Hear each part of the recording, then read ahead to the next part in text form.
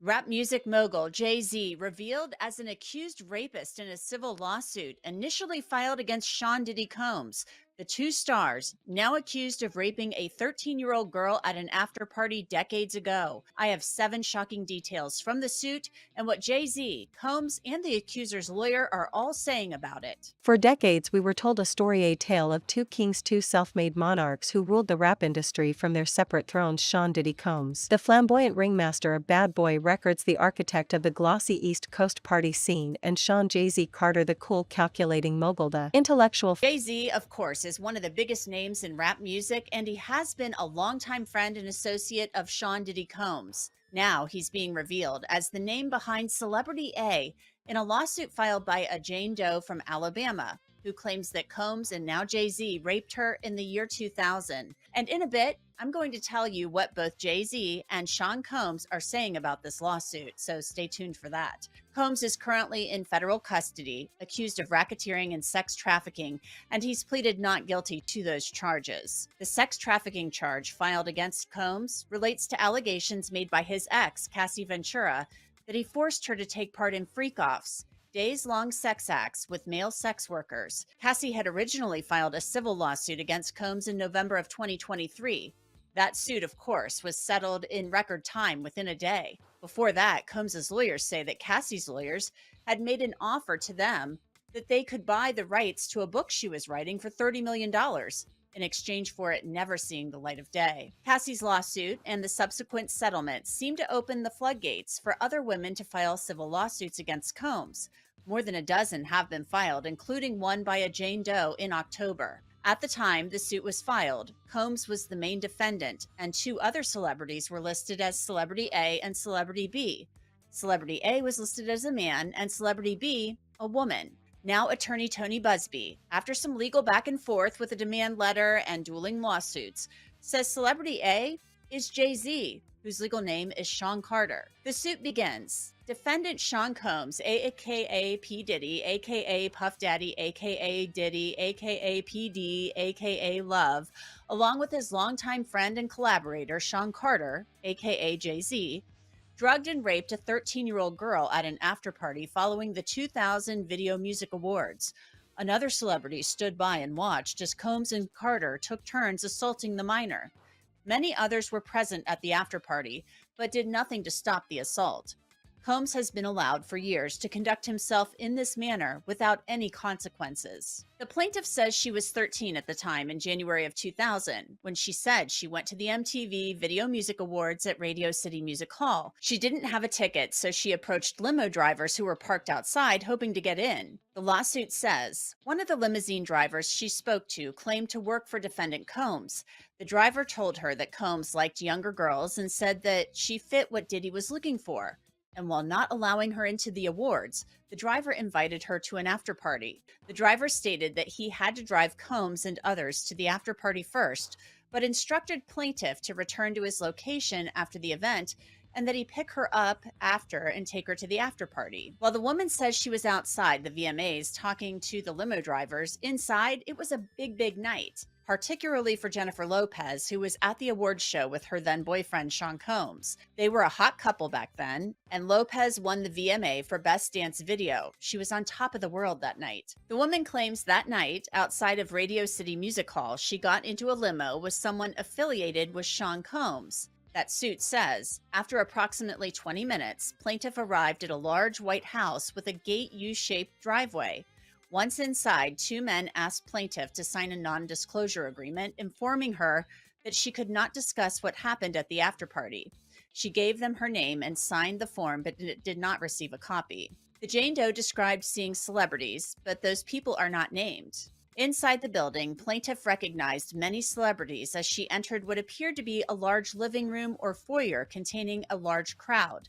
Plaintiff attempted to mingle in the crowd and Force behind Rockefeller Records, the silent shark of the boardroom. They were rivals, we believed they were competitors, they were respectful peers, each charting his own path to a billion-dollar legacy, a perfect American success story told in platinum records and luxury brands. But what if that entire narrative was a deliberate deception, a meticulously crafted facade designed to hide a truth far more dangerous and far more intertwined? The truth is, Diddy and Jay-Z's relationship was never what we thought it was. The 2 men were not just 2 successful moguls. rivals sitting on adjacent mountaintops. They were two critical components of the same machine, the same secret society of power and privilege, and their hidden connection, a dark alliance of mutual self-interest, has now been violently exposed for the world to see. We have to look back to the very foundation of their power, the late 90s and early 2000s, when they defined the global face of hip-hop wealth. Diddy sold the swagger, the champagne dreams, the conspicuous consumption. He built the playbook. Jay-Z came along and digitized it, weaponizing business acumen and turning his empire into a corporate fortress. He looked like the responsible one, the Wall Street version of the rap star, while Diddy maintained the image of the reckless hedonist. As she grew more and more disoriented, plaintiff was held down by Carter as he vaginally raped her, while Combs and Celebrity B watched. After Carter was finished, he stepped back toward the wall.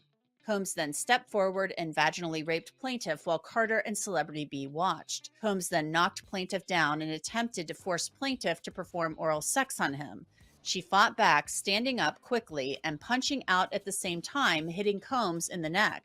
Taken aback, Combs stopped his attempt. The allegations in this suit are very disturbing, and Sean Combs is denying the claims being made by the woman, who's now around 37 years old. Combs and his legal team said in a statement, "This amended complaint and the recent extortion lawsuit against Mr. Busby exposes his barrage of lawsuits against Mr. Combs for what they are: shameless publicity stunts designed to extract payments from celebrities who fear having lies spread about them, just as lies have been spread about Mr. Combs. As his legal team has said before, Mr. Combs has full confidence in facts and the integrity of the judicial process.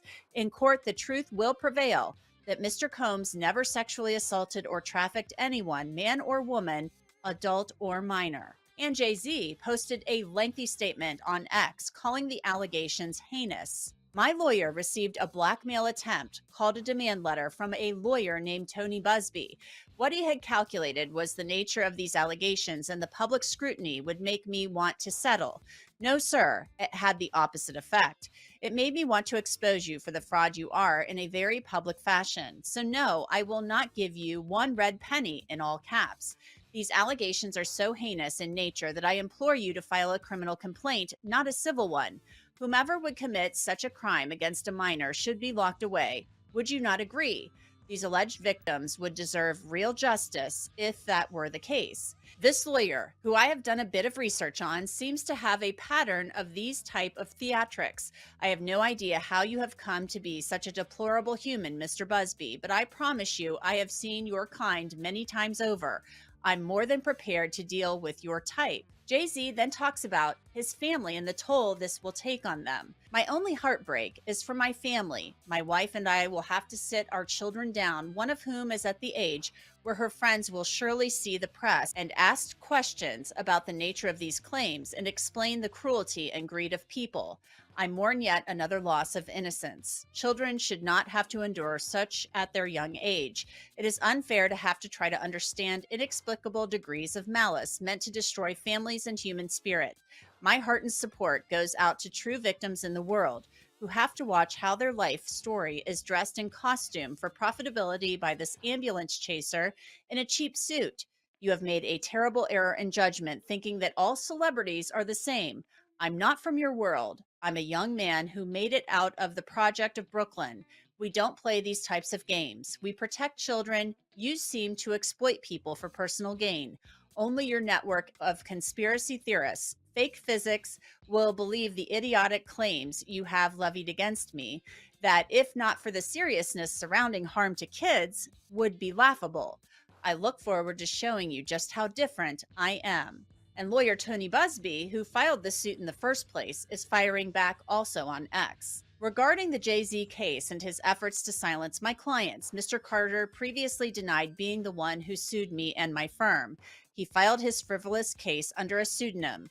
What he fails to say in his recent statement is my firm sent his lawyer a demand letter on behalf of an alleged victim, and that victim never demanded a penny from him. Instead, she sought only a confidential mediation." This public separation was essential for both of them. Diddy's wild life provided the cultural cover, the smokescreen of chaos, while Jay-Z's measured demeanor provided the necessary image of legitimacy for corporate America to invest billions. But look closer at their respective empires, and you see not competition but a chilling systemic overlap. Both men built fashion brands, Sean John and Rocawear. Both invested heavily in beverage companies, Diddy with Ciroc and Jay-Z with Ace of Spades and Dust. Both men men wrestled for dominance in media. Diddy with Revolt TV and Jay-Z with Tidal, they weren't just in the same industry, they were running parallel playbooks in the exact same power game, using the same high-powered lawyers, the same accountants, and the same political connections to ensure their ascent was untroubled by legal or ethical speed bumps. The hidden connection was not a friendship, it was a symbiotic relationship of structural codependence. They were two pillars holding up the same roof.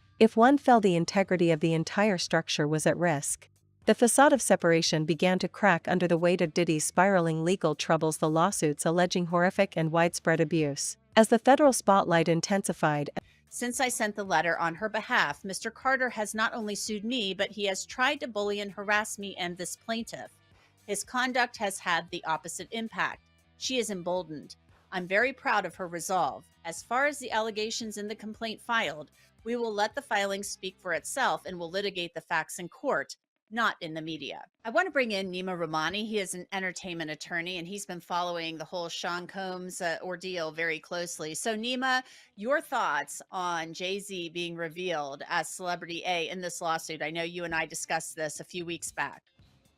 And Jeanette, I'm not surprised. You and I have speculated, as to who this might be. And I think it was really telling when Alex Spiro and Quinn Emanuel filed that extortion lawsuit against Tony Busby. It's pretty well known that Spiro represents Jay-Z and Rock Nation. So it was the most likely celebrity, and now it's been revealed that the allegations are indeed against Jay-Z. I think it's interesting too, because Alex Spiro came out swinging about a month or two ago when something came up about Jay-Z and Beyonce on a Piers Morgan show. And he came out, sent some type of letter to Piers Morgan saying, you need to retract this, get rid of whatever was said about my clients. And he did it lickety split. And then that was kind of a big red flag that Jay-Z was on the offense, or on the defense and on the offense, trying to play a little bit of both. So, but the thing is, Jay-Z is saying this isn't true. He's filed a motion to dismiss this suit. He is not taking this laying down. He is saying, this has emboldened him to not give in and pay one red cent. But this woman is claiming this was Jay-Z and Sean Combs who raped her as a 13-year-old girl. So how do we get to the truth of the matter here? So what you would want if you are Busby and this now woman's lawyer is ideally you have some sort of corroborating evidence and a contemporaneous report. It can be challenging to bring these types of cases decades later. Now, it's really going to go in one of two ways. And we saw it with Diddy and Cassie Ventura. This is either the first of many lawsuits that are going to be filed against Jay-Z, or this is a one-off. We know that it can be Weinstein, it can be Cosby, it can be Epstein. Oftentimes, abusers abuse more than one victim. And I'm not saying any of this is true, but if it is, there may be more than one victim here. And if others do come forward, sometimes it's hard for jurors to believe one victim in a he said, she said type situation. But when victim after victim is telling the same story, of physical and sexual violence, that's very hard for jurors to overcome. We still don't know who Celebrity B is. There's been a lot of speculation about that. We don't know who it is. We know it's a woman, and she so far has not been unmasked. Tony Busby has not revealed Celebrity B's identity. What can we take away from that? So Celebrity B, there's a lot of speculation out there. I mean, obviously we know who Diddy was dating at the time, and I think that's who a lot of people think it was. But, obviously we weren't there, and it's just innuendo and rumors right now. But that individual, from a legal perspective, the allegation is that she was a witness. She was not a participant. Witnessing a sexual abuse is certainly terrible. But I don't know necessarily if there's any legal claim against her, although I'm sure Celebrity B does not want to be unmasked and wants nothing to do with this, just like most individuals right now want to have nothing to do with the Diddy allegations. And if it's Diddy, And the world watched Diddy's empire crumble. Jay-Z maintained his cool public distance. The narrative being pushed was that Jay-Z had expertly navigated the pitfalls Diddy had succumbed to, that he was the superior businessman, the smarter operator who had cleanly separated himself from the messy past. But then the unimaginable happened. The Jane Doe lawsuit was filed, and in a startling amendment the accuser named both Sean Combs and Sean Carter. It was a lightning strike that shattered the illusion of distance. The allegation was horrifying: a claim of sexual assault at a party following the 2000 MTV Video Music Awards, at a point in time when both men were cementing their positions as untouchable cultural icons. Suddenly the separate thrones were revealed to be seats at the same table. The great distance Jay-Z had carefully cultivated collapsed into a single, shared vulnerability.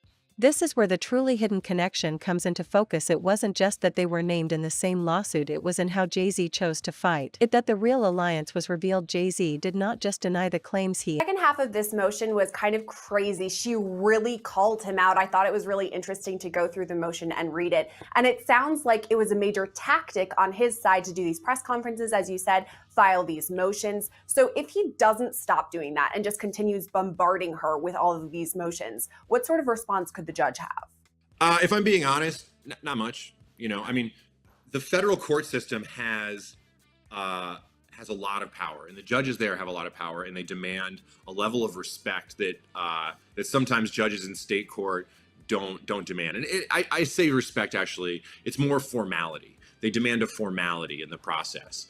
And so they can do these things, and they can make your life very difficult, but they don't have a lot of leverage, especially over someone like Alex Spiro, who works at a private firm. The judges can't stop him from continuing to bring in a stream of business. And the reality is that even though this victim's name has been continued to be made anonymous for the public for now, that just cannot continue. Because what the judge is doing currently is balancing the public's need for information and the defense's need for information so they can prepare for trial, versus the effect that this will have on the alleged victim and her psyche. And obviously the world knows that as soon as her name is revealed, everyone is going to come down on her, from the media to to his attorneys to the social media. You're going to get it from all sides. And so she's doing this victim, the alleged victim, a favor right now by keeping her anonymous, but it's just not practical. So if he keeps doing this, getting back to your question, if he keeps filing these motions, if he keeps making the process difficult, she could sanction him, but she would really have to prove that his motions were not just frivolous, but almost malicious. But ultimately, she's going to have to sign off on revealing the identity of this alleged victim. And there's nothing that's going to stop that from happening if this case continues to move forward. Let's talk a bit more about Jane Doe and her identity yet to be revealed, because as of right now, we just have Jane Doe. But if we refer back to previous cases, there was another Jane Doe case. We just recently learned her name, Anna Kane. It came out, the judge ruled. So do you think in this case, the judge could maybe reference that other one and say, okay, time's running out, we got to know your name, it's just the way it's got to go? Yeah, this is a major news story because it's related to Jay-Z, because it's related to Diddy, and even because the attorneys, Tony Busby and Alex Spiro, involved. Those are names that are big names right now. And so it gets attention, but this isn't an unusual thing. There are plenty of cases that all of us in the criminal justice world have had where we want to know a victim's name. We want to know more information on an undercover cop. We want to know an alleged victim of sexual assault, so we can get an investigator, so we can do our research, so we can do all these things. And even without the bright lights of Hollywood and the media and scrutiny of social media, judges still routinely rule in favor of protecting someone's identity in this situation. So I don't think this is sort of outside the box where no other judge or judicial review committee is going to look at Annalisa Torres' decision and say, wow, this is so unreasonable. This is going to get overturned immediately. This is outrageous. You're not hearing any of that. In fact, if you look at some of these articles, they'll even say, this is kind of a routine thing. But the reality is, like the case you just referenced, at some point, it is impossible to prepare. It is impossible to confront your accuser, which you have a constitutional right to do, unless you have their identity, unless you can do some real meaningful work. And getting the name of the accuser the day before trial or a week before trial, which some of us have had happen, is mostly a thing. And his high-powered legal team led by attorney Alex Spiro launched an immediate aggressive scorched earth counteroffensive. They didn't just fight the claims, they fought the accuser, and they fought the accuser's lawyer Tony Busby. Jay-Z's team sought to unmask the anonymous accuser arguing against her Jane Doe status and went on the attack with motions for sanctions, accusing the legal action of being an extortion attempt. This was not merely the defense of one man's reputation, it was a strategic defense of the entire power class. Every blow Jay-Z landed against the Jane Doe suit, every motion that criticized the accuser's credibility or the lawyer's tactics, was a powerful structural defense that served Diddy's interests as well. Think about the message this sent to the dozens of other potential accusers and their legal representatives watching the Diddy saga unfold. Jay-Z was effectively saying, if you come for one of us, the collective weight of our influence and our legal arsenal will be used to not just defend but to destroy your case and your counsel. This was a silent, unsanctioned, and extremely effective legal alliance Of the past now, because appeals courts have been pretty clear that that is a massive prejudice to be able to put on a reasonable and meaningful defense for your client. And this is something that Judge Torres referenced specifically in her motion. She basically said, I will keep this quiet. Your name will be Jane Doe for now, but I reserve the right to change my mind. And according to what you're saying, it sounds like she might. What could a timetable look like for that, for us to know Jane Doe's true identity? It's hard to say. I mean, part of what the judge was angry about was Alex Spiro's constant barrage of letters, which she found combative, full of inflammatory language. But the heart of those letters was essentially, let's move this along. Let's do this as fast as possible. So even if she's trying to stop him from doing that, I don't think there's going to be a shift in strategy on trying to move this case forward as fast as possible. They want this case resolved and done as fast as possible. Now, sometimes that's just puffery, but we'll see as this case goes on. If you see a continuance of Mr. Spiro's sort of pursuing getting this to trial quickly, then that's going to shorten up the timeline. A lot of times attorneys ask for more time to review discovery, to prepare, to find witnesses. But in this case, it sounds like they want to push this as fast as possible. So the closer we get to a hearing or a trial that has some sort of meaningful result attached to it, then the judge will be forced to turn over not turn over. The judge will be forced to reverse her decision and make the name public. Something we have to remember from this specific Jane Doe lawsuit is it gave us the bombshell revelation of Jay-Z's involvement. So when it was first filed, he was simply Celebrity A, and there's a Celebrity B, but we didn't know who he was. Now we know it's Jay-Z. It's been amended to actually have his name in there, Sean Carter, but there's still Celebrity B, a female celeb. We don't know who she is. Do you think her identity could be revealed? You know, that's going to be probably up to Tony Busby, the attorney for the plaintiff. Clearly, they're trying to use these sort of Celebrity A pseudonyms as leverage. And you can see what happened when they put Sean Carter in there. I think it was first filed in October, and then they put him in only a few weeks ago on December 8th. And look what we're doing now. We're talking about it. It's in the news. It kind of had died down, the specific allegations. It was more just sort of an umbrella story about Diddy and what his parties meant and sort of what they mean right now in the legal world and in the world of media. But now that they've added Jay-Z's name specifically to it, it's obviously getting a whole new wave of attention and more focused attention on this victim. So I think it's going to be tied to the media cycle, if I had to guess, and how these rulings continue. And they have this celebrity name that is sort of waiting to take over the headlines when they choose to release it. So I think it will be added, but it's going to be a strategic time. What about additional lawsuits? Because Tony Busby, the name you've been mentioning a lot, has said, he said there were thousands of allegations, but he says he's going to file more than 100 civil lawsuits. So we obviously know that P. Diddy is going to be involved in this, but could Jay-Z, could other celebrities that have yet to be named? Yeah, of course. Just put a dartboard up, put any celebrity you want on there and just throw a dart. And any one of them could be involved. I mean, how many people have you heard named that were at these parties? Like, these were synonymous. When you said party, Hollywood party in the early 2000s, Diddy was synonymous with that.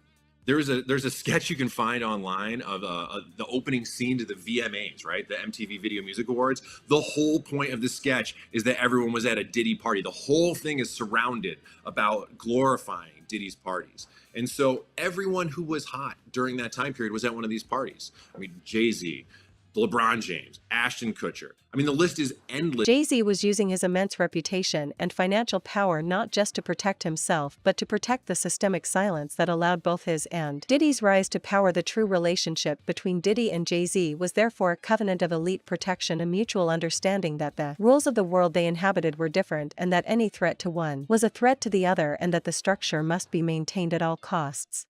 The facade of separation began to crack under the weight of Diddy's spiraling legal troubles, the lawsuits alleging horrific and widespread abuse. As the federal spotlight intensified and the world watched Diddy's empire crumble, Jay-Z maintained his cool public distance. The narrative being pushed was that Jay-Z had expertly navigated the pitfalls Diddy had succumbed to, that he was the superior businessman, the smarter operator who had cleanly separated himself from the messy past. But then the unimaginable happened. The Jane Doe lawsuit was filed, and in a startling amendment the accuser named both Sean Combs and Sean Carter. It was a lightning strike that shattered the illusion of distance. The allegation was horrifying: a claim of drugging and sexual assault at a party following the 2000 MTV Video Music Awards, at a point in time when both men were cementing their positions as untouchable cultural icons. Suddenly the separate thrones were revealed to be seats at the same table. The great distance Jay-Z had carefully cultivated collapsed into a single, shared vulnerability.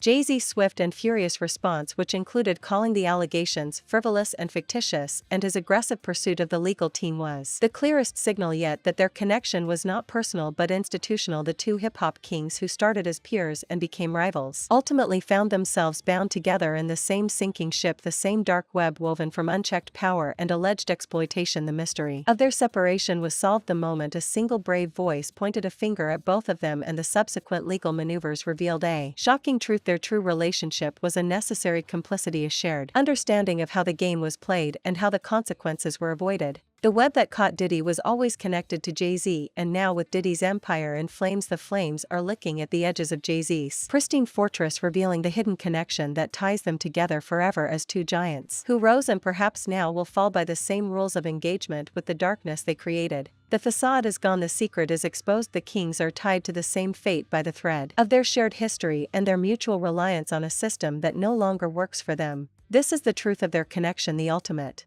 unspoken, terrifying truth of the hip-hop mogul establishment.